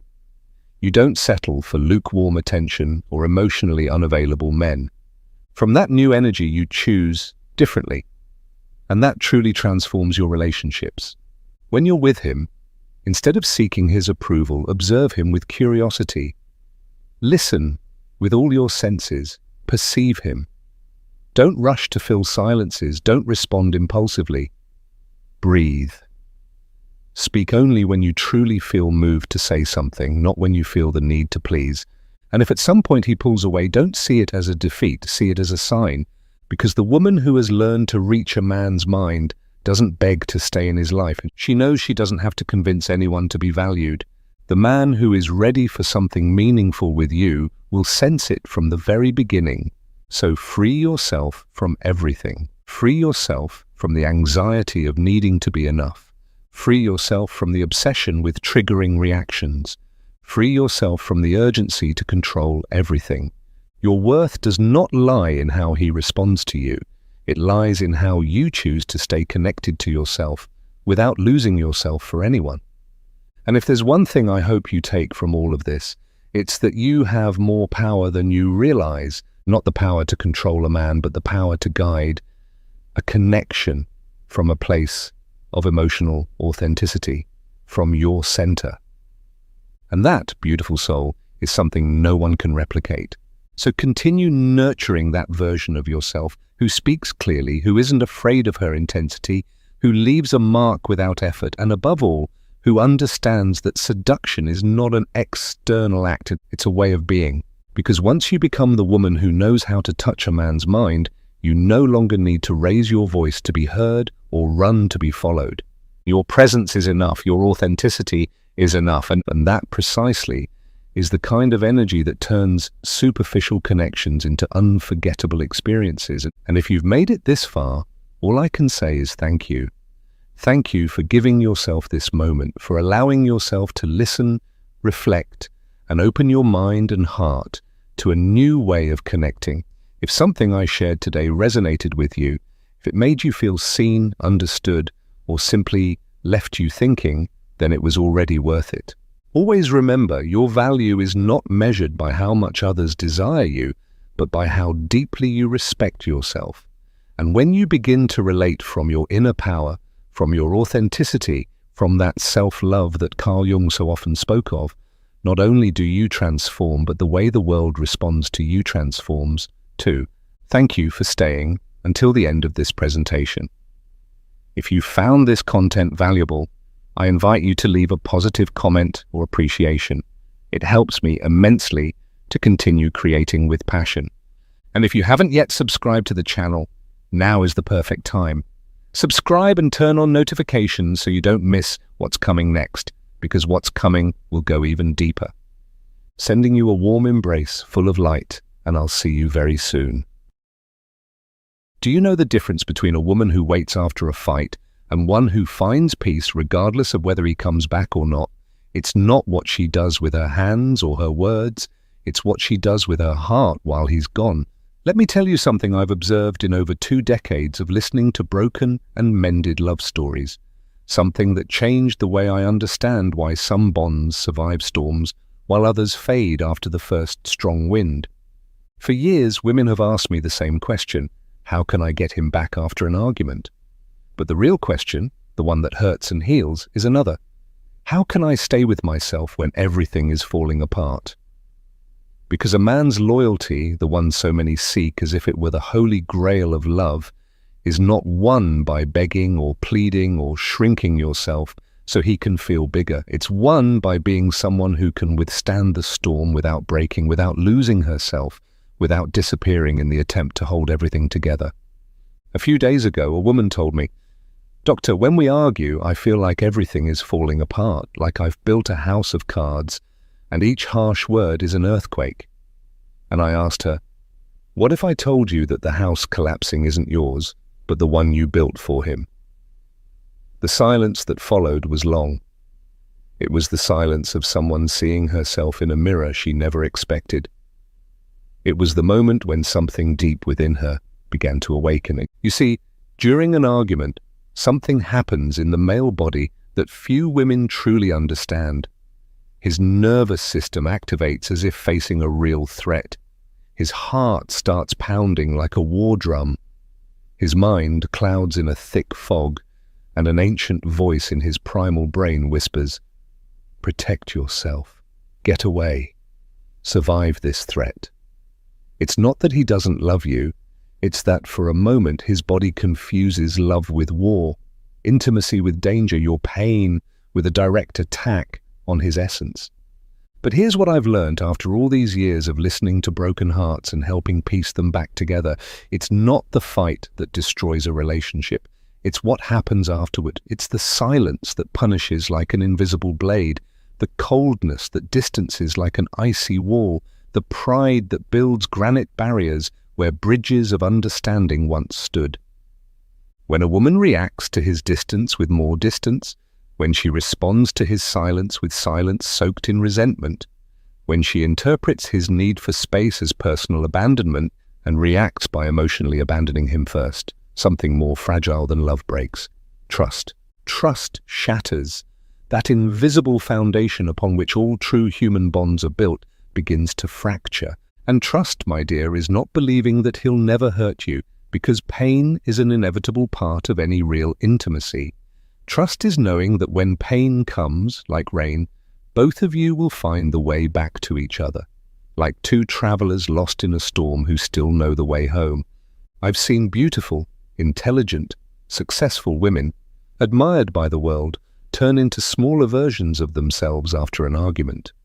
They walk on eggshells as if the ground were made of glass, measure every word like drops of poison, monitor his every move as if they were detectives of their own love. And he feels it. He feels it in the air, like a tense current. In her body, stiff with anxiety. In the way she looks at him, always searching for signs of rejection, like someone scanning for symptoms of a terminal illness, and then something terrible, yet predictable, happens. He starts pulling away, not because he doesn't love her, but because he feels like he can no longer be himself without disappointing her. Like every move he makes is being judged, every silence treated as a sentence, his humanity becoming unbearable to the woman who says she loves him. Have you been there?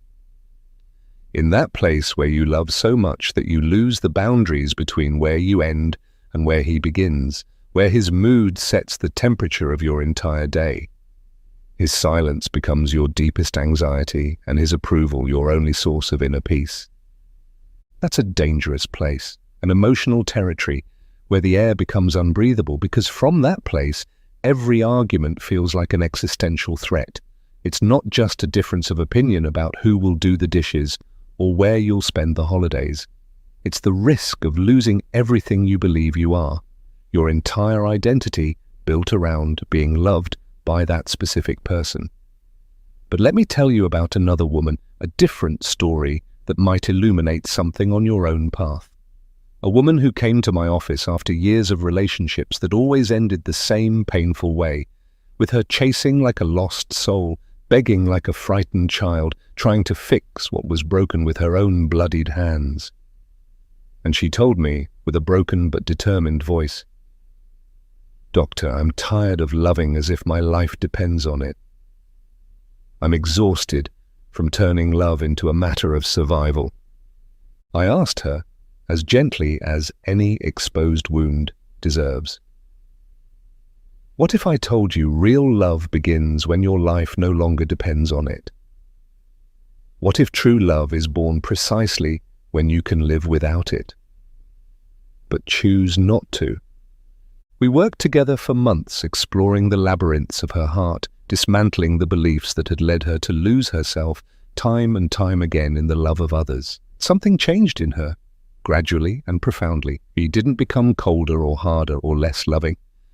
She became more present, more grounded in her own emotional soil, with herself, with her own feelings, with her own truth that had long been buried beneath layers of need and fear. The next time she had an argument with her partner, something was different in the very air of the room. When he pulled away with that familiar coldness, she didn't run after him like she had 1,000 times before. She didn't shrink in fear, waiting for the emotional blow. She didn't begin strategizing how to fix things right away. She simply breathed deeply, like someone finding oxygen after being underwater. And from that space of conscious breathing, from that sacred pause between stimulus and response, she was able to do something revolutionary, something that changed the course of her entire love life. She was able to love without suffocating, to miss him without chasing like a desperate hunter, to want him without needing him like an addict in withdrawal. That night he came back, not because she did anything specific to bring him back, not because she followed some self-help strategy, but because, for the first time in a long time, he didn't feel like he had to escape her just to breathe. Her love wasn't a net that trapped him. It was a space where he could be truly free. "Do you know what the most beautiful part of that experience was?" she told me weeks later, with a smile that seemed to rise from the depths of her soul. "It wasn't that he came back, though that made me very happy. It was that I was okay if he didn't. It was discovering that my peace didn't depend on his decisions. That is the paradox of mature love, the beautiful contradiction that confuses the mind but frees the heart. We can only hold on to what we are willing to let go of. We can only attract what we're not chasing in desperation. We can only receive the love we're not begging for. Now, don't misunderstand me. This is important to hear clearly. I'm not talking about cold indifference. I'm not talking about calculated emotional games or pretending to be strong while falling apart inside like a sandcastle. I'm talking about something much deeper and more authentic, the ability to love from wholeness instead of from lack, from emotional abundance instead of the emptiness begging to be filled. When a woman can hold her own emotional storm without projecting it onto him like a dark shadow, when she can feel her own anguish without automatically turning it into a problem he must solve, when she can miss him deeply without turning that natural longing into an urgent demand, something magical happens in the chemistry of the relationship. He feels free to come back, not because he has to out of guilt or duty, but because he genuinely wants to. And here is what I've observed again and again over these decades of listening to love stories. Men don't run from real love. They never have.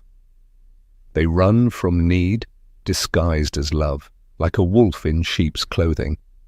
They run from emotional dependency dressed up as generous devotion. They run from existential fear hiding behind seemingly innocent tenderness.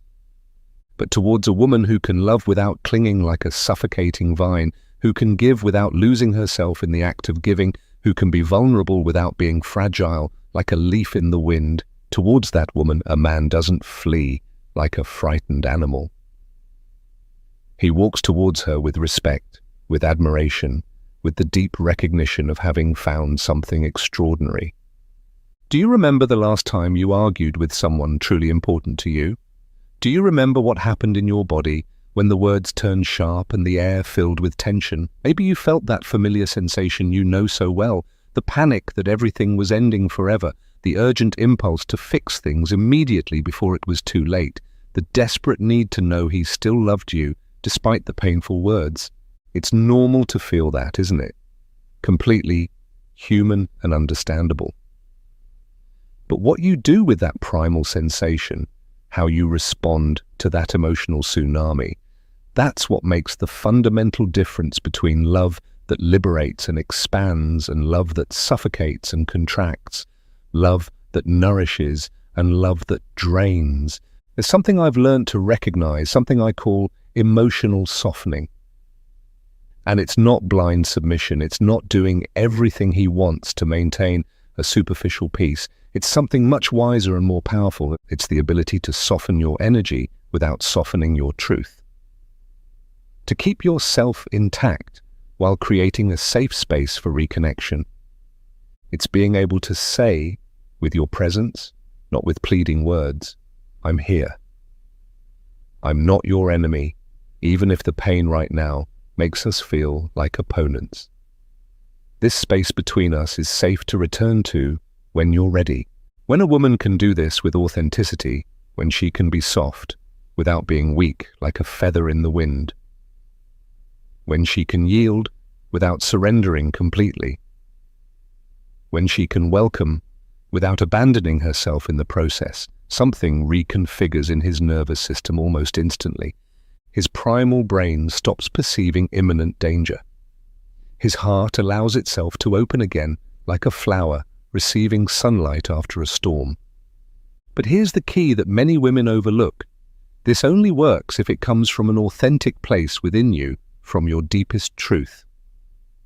If it's a manipulative strategy to bring him back at all costs, he'll sense it, like animals sense earthquakes before they happen.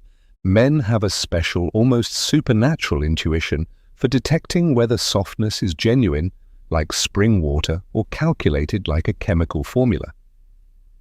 Real softness is born from inner strength, not from weakness disguised as virtue. It comes from knowing you can withstand what comes, like an oak tree that bends but does not break, not from fearing everything will collapse at the first strong wind. I've seen women transform entire relationships simply by changing their relationship with themselves after a fight. Instead of becoming smaller like someone hiding from the storm, they become more present, like someone finding their center in the middle of chaos. Instead of chasing like desperate hunters, they stand in their own dignity. Instead of begging for love, like emotional beggars, they become a space where love can naturally bloom. But I've also seen others stay trapped in patterns that hurt them again and again, like vicious circles with no end. Softening when they should be setting clear boundaries like walls of respect. Welcoming when they should be stepping away, like someone protecting themselves from fire. Forgiving when they should be safeguarding themselves, like someone guarding a treasure. Because, and it's important you understand this with total clarity, not every relationship deserves your most precious softness. Not every man deserves your emotional softening. If he uses your tenderness against you like a weapon, if he mistakes your understanding for permission to hurt you without consequence, if he interprets your patience as weakness to exploit, then the answer is not to be softer like someone who dissolves, it's to be clearer, like someone who defines herself. A mature woman knows when to welcome and when to walk away, like someone who understands the seasons of the soul. She knows when her softness will be healing medicine and when it will be poison that destroys. She knows she can be gentle and strong at the same time, like water that can be a soft caress or a force that shapes mountains. That she can love deeply without completely losing herself in the process. Have you noticed how small children run to their mothers when they're scared by the storms of life? It doesn't matter if mum was angry 5 minutes ago about something they did wrong. They run to her because they know, somewhere deep and instinctive, that mum is unconditional safety, that mum is home, no matter the circumstances. That is the energy of a woman who has learned to love from emotional maturity. She becomes a refuge for the soul, not because she lacks boundaries, but because her boundaries are so clear and loving that they create a truly safe space for authentic vulnerability. In that sacred space, a man can be imperfect without being rejected as a flaw of nature. He can have hard moments without being abandoned like unwanted baggage. He can show his full humanity without losing his place in your heart. But he also knows that this space has invisible but firm rules, that safety is not permission for cruelty, that understanding is not tolerance for systematic abuse, that love is not the absence of limits, but the presence of loving limits that protect the sanctity of the connection. I remember a woman who told me, with tears in her eyes, "Doctor, I think I've been confusing love with emotional rescue. Every time he pulls away like a wounded animal, I feel like I have to save him. From his mood, from his painful silence, from himself. But I'm tired of being the emotional paramedic of this relationship, of always living in emergency mode." I asked her, with the genuine curiosity of someone who truly wants to understand, what if he doesn't need to be rescued? What if he just needs to be seen in his full humanity? Sometimes the most loving thing you can do for a man after a fight isn't to fix his emotional state like you're repairing a machine. It's to trust that he can fix his own. It's not to chase him until he feels better, like someone who can't tolerate discomfort, but to give him the sacred space to find his own way back, like a traveler who knows the way home. But be there when he returns, with open arms but not desperate ones, like branches that don't beg for the wind. With a heart available but not begging, like someone who offers without demanding, with love that gives generously, not love that demands as payment for a debt. That is the fundamental difference between a woman who waits out of fear and one who waits from love. One is begging for him to come back so she can feel whole again, like a puzzle missing a piece. The other is already whole within herself, and her door is open for him to join that wholeness as an honored guest, not as a necessary savior. Men feel that difference with astonishing precision. They feel it in your voice when you speak, like music that resonates differently. They feel it in your body when you're near, like energy vibrating at another frequency. They feel it in the energy you project even when you're silent, even in the stillness. And toward the woman who radiates inner wholeness, a man doesn't feel drawn out of guilt or pressure. He feels drawn from genuine admiration, from deep respect, from the almost mystical recognition that being with her makes him better. Not because she fixes him like an emotional mechanic, but because she inspires him to find his own greatness. Do you know the question I've been asked the most over the years of listening to Broken Hearts? How can I make him choose me over all the others? But the real question, the one that changes everything, is how can I choose myself so deeply that anyone who's with me is also choosing the best of themselves in the process? Because real loyalty, the kind that endures through life's storms and grows over time like a tree that strengthens, is not built on desperate need. It's built on conscious choice, on the daily decision of two complete people to create something together that's more beautiful than what they could build alone, more meaningful than the sum of its parts. When a woman can be in a relationship without losing herself in it, like someone who becomes the ocean. When she can love deeply without loving desperately, like someone who breathes love instead of begging for it. When she can be vulnerable without being dependent, like someone who opens from strength. She becomes someone a man never wants to lose. Not out of fear of emptiness, but out of infinite gratitude.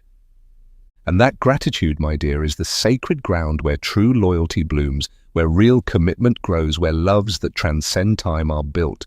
I've witnessed incredible transformations that have taught me love is far more powerful than we think.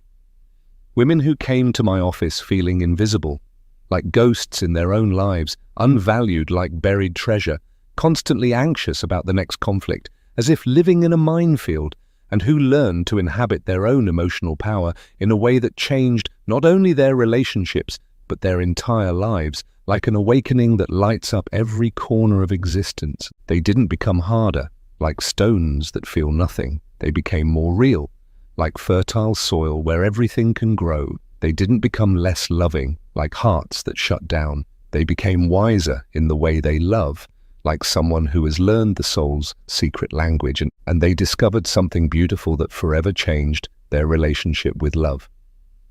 That when you love from inner wholeness, when you can offer your heart without mortgaging it, like someone who gives without expecting repayment, when you can be entirely your own while sharing your life with another, love stops being an exhausting negotiation where everyone loses and becomes a celebration where everyone wins. That is the kind of woman who is never forgotten. Not because she does extraordinary things to be remembered, like emotional circus acts, but because the way she loves leaves a mark that cannot be erased, like fire imprinted on metal. She doesn't fall into despair after an argument, because she knows her worth doesn't depend on the emotional temperature of her relationship, like a broken thermometer. She doesn't play psychological games, because she knows real love needs no strategy, just like truth needs no makeup. She welcomes without abandoning herself because she has learned that the deepest surrender comes from conscious choice, not from emptiness trying to be filled. And when a man finds a woman like that, when he discovers that he can be fully human in her presence without losing his place in her heart, like someone who finds a true home, something awakens in him that goes beyond physical desire or surface attraction. Reverence awakens, that sacred feeling that inspires poets and moves mountains, and a man who feels reverence for a woman doesn't leave her after a fight like someone running from a storm. He finds his way back to her again and again, because he knows that in her arms he doesn't just find love as emotion, he finds home as a state of the soul. But remember this clearly, you cannot create that reverence in him like someone manufacturing emotions. You can only create the internal conditions within yourself so that if he is capable of feeling it, he has a sacred place to do so. And if he isn't, if after your greatest authentic softness and your deepest loving clarity, he still chooses distance as refuge, silence as punishment, coldness as armor, then your gift to yourself is not to keep chasing like someone chasing shadows. It is to recognize that you deserve someone who can receive and value what you have to give. Because a woman who has learned to love from emotional maturity does not settle for crumbs of affection from someone who cannot see her worth, like gold mistaken for common stone. She knows her love is a rare and precious treasure. And treasures are not thrown where they cannot be appreciated, like pearls before swine. That woman walks through the world with a silent dignity that doesn't need to be shouted. It's visible in her posture, like someone who knows her worth. It's heard in her voice, like music that doesn't need volume to be beautiful. It's felt in her presence, like perfume that doesn't need to be heavy to be unforgettable. And that dignity, that ability to love herself enough not to lose herself in love for others, like someone dissolving into the ocean, that is the quality that transforms everything like an emotional philosopher's stone. It transforms how others see you, like a mirror reflecting your inner world. How you treat yourself, like a temple worthy of care. And how you move through life like someone who knows her destiny. But above all, it transforms your ability to create relationships that nourish instead of drain, like emotional vampires, that inspire instead of exhaust, like consuming fires, that celebrate instead of merely tolerate, like someone who accepts the unacceptable.